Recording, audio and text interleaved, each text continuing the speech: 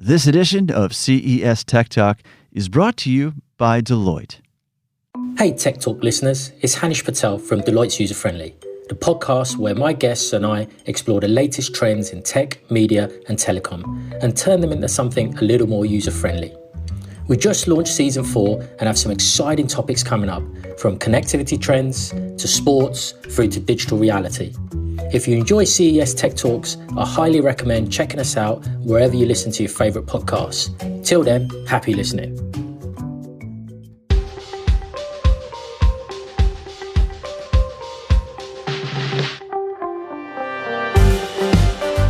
Hey everybody, with the Consumer Technology Association, I'm Tyler Suiters. We are the owners and producers of CES, the world's largest, the world's most influential tech event.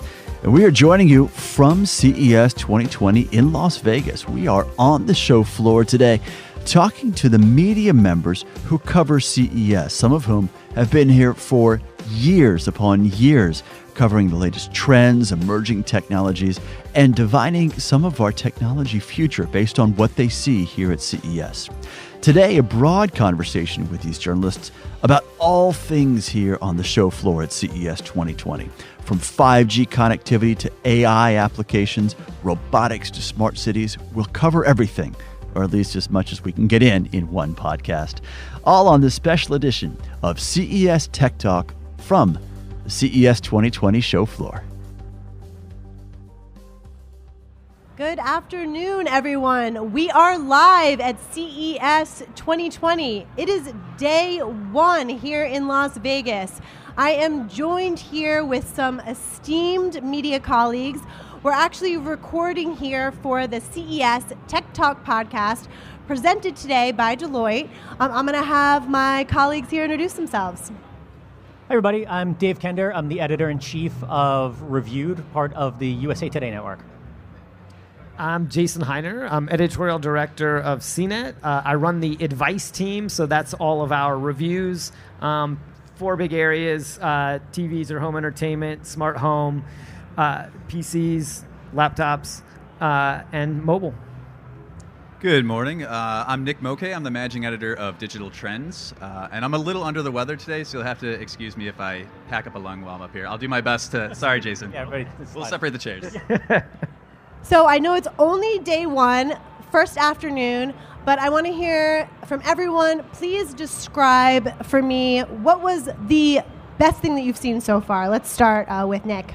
Sure. I'm actually going to have to go with the Hyundai SA1, the flying taxi. I don't care how far off it is. I don't care how far flung it is. It's awesome to see that stuff at CES. I attended the press conference yesterday, and they had like the Barbie-sized toy model of it for the press conference. And then, of course, coming to the show floor today, I beelined for the full-size one at the booth, and it did not fail to impress. I know Bell had something similar last year. I think they have something, another model this year as well, which I have not seen. But in the meantime, I'm going with the Hyundai. Jason. You know, the 292-inch Samsung TV has drawn all the headlines, of course, but what kind of got lost in the shuffle is they also unveiled an 8K TV that's completely bezel-less. And I saw that thing up close a couple months ago under embargo, and it's ruined me on every other TV since. It's like, you see that, and it's so visually impressive. It looks beautiful. It has these ambient modes that have artwork and all of these things, and it's incredible. It's just incredible to see the leap forward. All right, Dave. If I was going to go with just the coolest gadget that I've seen, and the one that I think people are actually might buy, it's the Lenovo folding laptop, which I thought was very cool, and it was clever the way they figured out how to... what to do with the keyboard, and they really were working through some of the practical stuff. But on a bigger level, looking at how AI, the conversation of where AI is and how it's actually impacting products very widely now, it's really hard to write about because it's kind of boring. No offense to anyone who works in the AI industry. Nothing at CES is boring, just for the record. But it is, it's actually helping people live with their products and use their products, and I think that's the most important thing. So we're in 2020 now, start of a new decade, As you've gone around the show floor, is there anything that's called out to you all that, okay, this is what tech is going to be all about in this new decade? Start with you, Jason. Yeah, so this is sort of a really buzzy kind of term, but what we're sort of calling ambient computing. 20 years ago, when you dealt with technology in the online world, you sat down at a monitor and a keyboard and a mouse, and you purposefully went somewhere to do something. And then 10 years ago, most of that ended up fitting in our pockets in the smartphone. And now today, a lot of it is dispersing to different parts of our life and anticipating our needs and those kinds of things. So smart speakers are the most obvious ones, but we're seeing it in other places. There are different interfaces. There are interfaces that are based on things that can make any surface in your home or your vehicle touch sensitive. There are things so that, if you're in the kitchen and you're working and you're wanting to know how many cups or how many tablespoons is in a cup, right? There may be interfaces right there built into your counter that can surface that information. All those kinds of things, and there's a number of vendors here that are showing off some of those things. They're often in small booths, and they're sort of research companies or just barely out of stealth. But there are things that are real, and they're farther along than you think. There's one that I saw last night that essentially means that the buttonless phone is a lot closer than we thought, because it can take any surface on your phone, the back, the sides, and make them touch sensitive. Wow. And yeah, pretty amazing stuff. Kind of along the same lines of, sorry, I jumped the queue. Along the same lines of, what's the word used? Ambient computing. Ambient computing. I like that. Predictive technologies. Like I'm a big appliance nerd. I'm a big appliance nerd, and LG has a washing machine that's using AI, and it has sensors inside that are able to analyze the weight and the volume, but also the fabric type.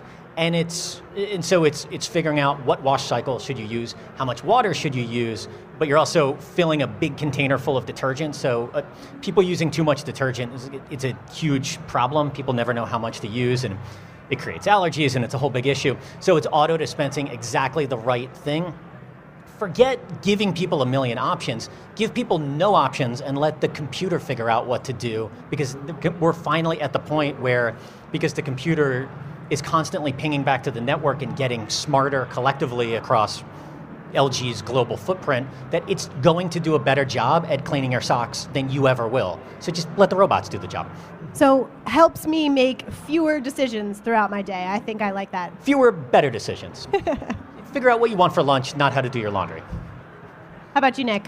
Sure. I've been spending a lot of time at the North Hall looking at automotive stuff this year, and I think if we're thinking big picture, it's the fact, and this is something that's been coming for a couple years now, but all of the automotive companies now are not car companies. No one wants to be called a car company. They're all smart mobility or e-mobility or some permutation of mobility, because all of the car companies are thinking so much further outside of personal car ownership, and I need to sell you a car. That's no longer the paradigm for transportation. I think 2020 moving forward, those companies are starting to look at building infrastructure and building ways to move around a city that maybe don't involve you owning a car. Maybe you rent one. I mentioned the Hyundai thing, which again, it's kind of far-flung. We have flying taxis. They're partnering with Uber 2023. Who knows? But the broader initiative that's part of is kind of this whole system of pods that roll around a city. They connect at hubs. They can, they're modular. They can serve as a restaurant or a medical clinic. Again, it's very ambitious, and I don't know that we'll actually see that in the immediate future, but I love that companies are thinking that way and thinking outside of sort of having to sell personal electronics. They're building these larger systems that I think, in the end, will be healthier for cities as we grow. So we've talked a little bit about what's the coolest thing. We've talked about sort of big picture trends. What's the most useful thing you think you've seen so far? Dave, let's start with you, if you're ready. The most useful thing, geez, I might have to toss this potato. The robot. It's Charmin's robot. All right. I feel like this is leading to a personal story where you got stuck somewhere. Well, I mean, it's a personal story for anyone that has kids and don't replace the, toilet paper. The robot basically uses Bluetooth to find you when you're in the restroom and there's no toilet paper, and it comes and delivers you a roll. Nick. I can't beat that possibly. I guess if I'm thinking is most useful is a long shot. I need more time to find the most useful thing. But I'll say the thing that I'm most personally interested in is actually kind of dull, which is a company called Wallbox is building a bidirectional car charger, EV charger, which can use your EV to power your house in the event of a power outage or any sort of disruption emergency. It's $4,000 right now, which granted, I think I would probably just buy a generator at this point, but I love the idea of it. And if you scale that up to a bunch of people having those and potentially being able to, power the neighborhood with a network of cars, it's a very cool idea. And if I had to take anything from home from CES, I would take that. Okay, I like it. I'm going to go back to TVs because I think I've mentioned that every year that I've been here. I love TVs, and we're looking at that amazing LG display out there, and the fact that you can get an absolutely stunning TV for like $1,500. The flagships are fine across all the different companies, but I love like the entry level OLED from the C9 or the CX, I think they're calling it this year. That you don't have to go to I'm not a fan of going to the movie theater anymore. It's just too much noise and everything. So if I can experience that in my own home and enjoy it with just my wife and my kid and have a beautiful cinematic experience, that's very useful to me. So staying on the home entertainment line, what's next? What do you think is the next thing in home entertainment that we'll be seeing? I would have to guess that AI is going to continue to push further into entertainment, where it's going to be more predictive about the types of shows that you want to watch. The Roku streaming platform, it feels like it's ready for an upgrade into some next generation, and Roku has always been our favorite. So I would think something along the lines of queuing you up content that you're more interested in. I do think that we're close to more immersive entertainment. This past year, the new Oculus Quest came out, and that was really the VR product that was a true consumer product, right? It was under $400. It's completely wireless. You don't need a PC. You don't need a mobile phone. It has good content that goes with it. You can get trained in how to use a lightsaber by Darth Vader. It is ready to actually be a true entertainment experience. It's not gonna replace your TV, right? It's a different kind of experience, but it is a really interesting and immersive one in a way. And if this was the first consumer product for VR, I think it'd be a much better much different conversation than what we've had the last few years, where there's been a lot of disappointments in where VR's at. Have you seen much VR out here? Because I feel like a couple of years ago, it seemed like there was a lot more. A lot. Now Agreed. Is it getting quieter but better, or what's happening? Exactly. Oh, okay. That's my thought. Well, that's good. That's my thought. Yeah. I want it to be VR as well. I think if I think about what's maybe a little bit more pragmatic in the immediate future, I think if we go back to TVs for a second, instead of getting bigger and bigger, I think they're actually going to be becoming more discrete because they have become so big at this point that sometimes they just look comical on the wall, and that you have that Black Mirror effect, and they all come with the same kind of glossy black bezel. They all kind of look the same. And I've been seeing more companies trying to branch out and make a TV that looks better even when it's off. Samsung has done a good job at that. They had a TV called the Serif that has a very interesting bezel that comes in different colors, and it's kind of like has a sculpted look. It's so beautiful. And they have the art frame one as well, which I actually know somebody who bought one of those from last year, which is very rare that I see something at CES and one of my friends actually owns it in the immediate future. So I think that people are kind of, as the screens get bigger and bigger and cheaper and more accessible, people are realizing I don't know if I want that 85-inch giant Black Mirror on my wall. What else can it look like? And so I'm seeing more companies playing with the idea of that. And so I think that's the immediate future of home entertainment continues to be bigger screens, but hopefully better looking. Well, Samsung's they had their first look event a couple nights ago, and it's just TVs. And their tagline there was "screens everywhere," but it was almost like an imperative: screens everywhere. Yeah, and to add one thing to that too, in sort of it evolving, they also at that event unveiled their sort of TV for the YouTube generation or TikTok generation, because 40% of all video is now shot vertical. So it automatically switches between vertical and horizontal. But it's moving parts break first, so I feel like you're asking for a TV that's going to break. And it's on an angle, and so the viewing angle is going to be pushed to a bad point no matter which direction you're... What is that product ever going to come to market, and are people going to buy it? Yeah, I mean, it's already in market in Korea, and it's totally aimed at like Gen Z millennials, and it's aimed, I think, for like smaller living spaces too. Yeah. If you just get the 292-inch the wall, you don't need to worry about vertical video. It's just still the size of your entire wall. Just fill in have some very large black bars on the side. Oh, I did want to add too, on the topic of things being discrete. That I think that extends beyond just televisions. And a display that I saw that really made me think about that. Have you heard of the Japanese company Mui? They had it looks like a wood plank that goes on the wall, and it basically lights up from behind with these really subtle LEDs. It is touch capable, and they're selling it kind of as a smart home interface this year. And it looks a little bit, when you see it at CES, when everything kind of dazzles, you see a block of wood. It's a little bit ridiculous at the booth. But I think at some point that's actually what people are looking for, is something that looks more discreet in their home. Not everybody wants a smart home actual screen embedded in their wall. To have it in this piece of wood that lights up when you wave over it, and then you just set the temperature with little arrows, is actually beautiful. And I think we're going to see more of that. I think it's nice that technology has become small enough that it can fit into natural objects or things that would look like you wouldn't expect them to be embedded with tech. Or if you want to go to the extreme other end and have like the Razer glowing rainbow light up keyboards, and if that's your aesthetic, great, you can have that as well. But each of them can be imbued with technology that's going to speak to your aesthetic, and it's also going to be genuinely useful. So I know this week at CES, you spend so much of your time obviously seeing everything there is to see, but creating so much content. I know you're also reading, everything from your colleagues, what's the hot thing? What have you been reading about that you have not had a chance to experience yet? I didn't see the huggable robot, and I was so sad about that when I read about it the next day. Did you check that out? I saw it, but I did not get a chance to hug it, so I guess I have not had the full experience. So there was the huggable robot, and then I also heard, I can't verify this, but this isn't being broadcast or recorded, right? That Samsung was also designing TVs for single people.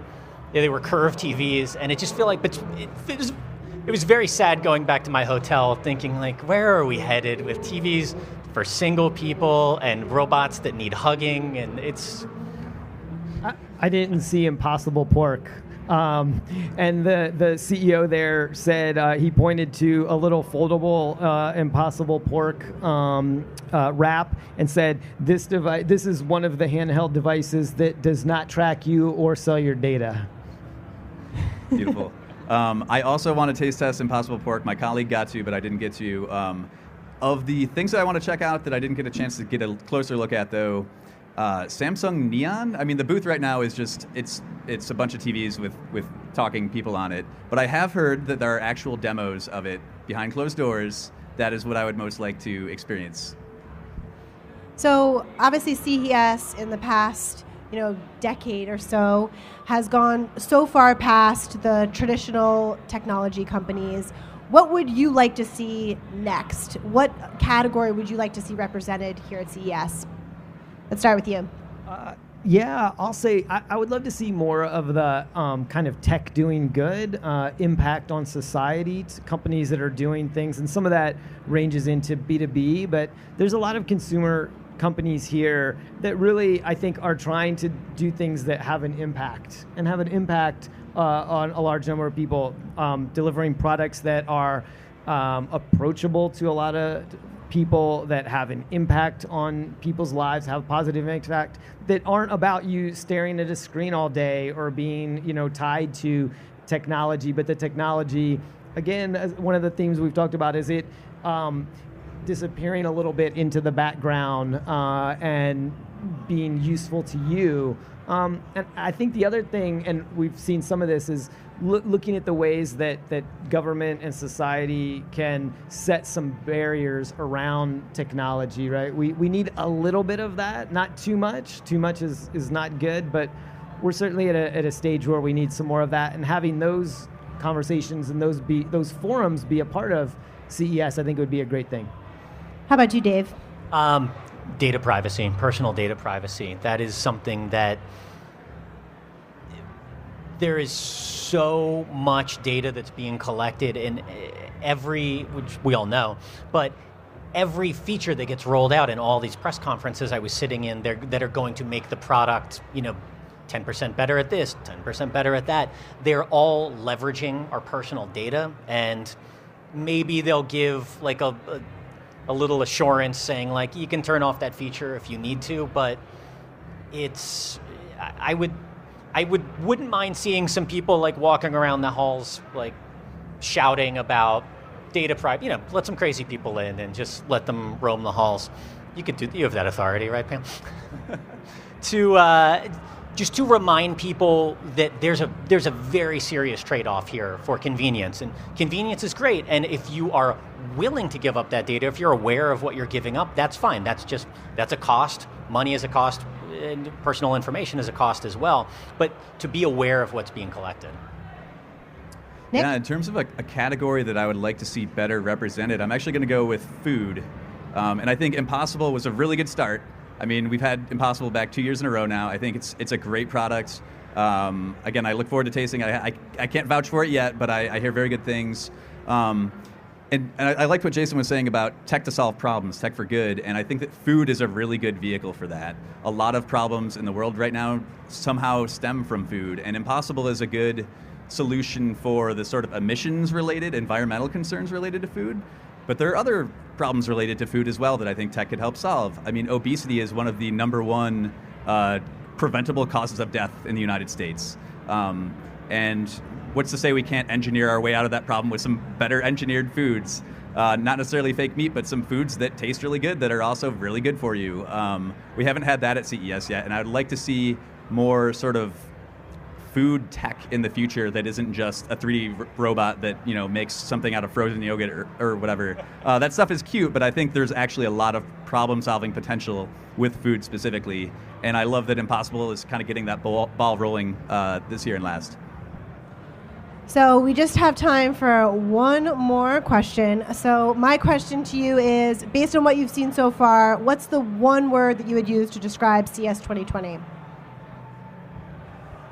Don't everyone jump up now. I'll go first on this one because it's something I've been thinking about, which is I'm going to say optimistic, and I say that because I think in 2019 the atmosphere around technology, in large part due to the privacy issues that you were talking about earlier, really shifted. And I mean not just in the industry, but among friends, family, conversations I have around campfires view technology often as a villain now.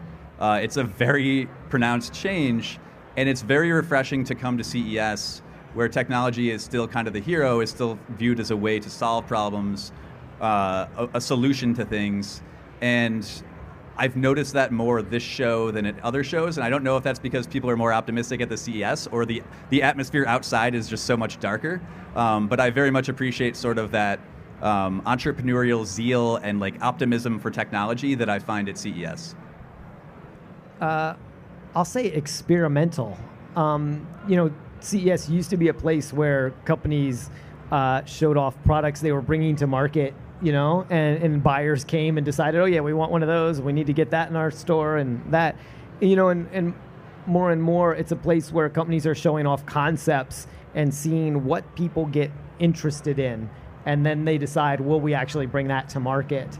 And so that makes our job a little more interesting because our job has to be a little bit more analytical, a little bit more consumer advocacy, thinking through these products. Some look great in a demo, but they don't always pan pan out. There's problems with them. It might be a data privacy problem. It might be a usability problem, or a problem with the fact that there are too many other products like it that do similar things. So the onus becomes on us to really advocate for the consumer and see, okay, is this being done in a way, at a price, at a solving a solution that really is going to matter and have an impact?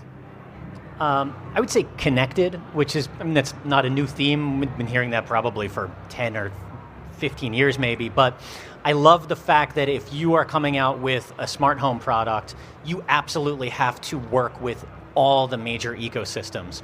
If you are coming out with a TV, you have to work with every entertainment platform. You're no longer encouraged. In fact, the market actively discourages you from trying to build a top-to-bottom ecosystem where you own the device and you own the software and everything. You are forced to play nice with each other to a certain extent, and ultimately that's a win for the consumer. Well, Dave, Jason, Nick, thank you guys so much for coming in and talking to us today about all of your thoughts on CES 2020. Big thank you to Deloitte for sponsoring this podcast today. And make sure to download more CES Tech Talk podcasts. Thanks, everyone. Thank you. All right, coming up next time on CES Tech Talk, we are again on the show floor here at CES 2020 for a media roundtable conversation, new slate of journalists, and a new topic. We are tackling digital health. That's coming up next time on CES Tech Talk. Now, a reminder to you, subscribe to the CES Tech Talk podcast. That way you won't miss any episodes, and you can go back and catch up on some of the ones we've already aired, so you're ready for CES 2020 as it continues. Also, good bet to download the CES 2020 app. That way you can track the panels, the exhibitors, the events that are taking place here this week. As always, none of this is possible without our stars, executive producer Tina Anthony, and our senior studio engineer, John Lindsay. You all are the best in the business. I'm Tyler Suiters. Let's talk tech again soon. This edition of CES Tech Talk has been brought to you by Deloitte. Hey Tech Talk listeners, it's Hanish Patel from Deloitte's User Friendly, the podcast where my guests and I explore the latest trends in tech, media and telecom and turn them into something a little more user-friendly.